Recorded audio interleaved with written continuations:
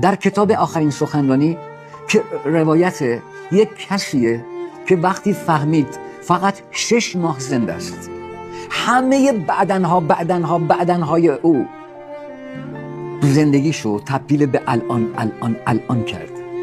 توی قسمت از صحبتاش میگه که دیوارهای بلند رو نساختن تا مانع رسیدن ما به رؤیاهامون بشه. دیوارها رو ساختن که با سخت کوشی و عبور از اونها به خودمون و به دیگران نشون بدیم که رؤیاهامون چقدر برامون مهمه. دیوارها مانع ما نیستن. دیوارها وجود دارن تا مانع کسانی بشن که به اندازه ما رؤیاهاشون رو دیوانه‌وار دنبال نکردن. این دیوارها مانع اونان، نه مانع منی که میخوام از بلندای این دیوار بپرم. سرورانم، عزیزانم، بعدن خیلی دیر میشه.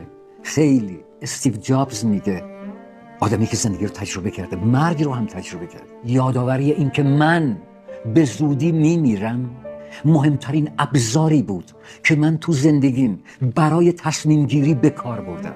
به مرگ فکر کنیم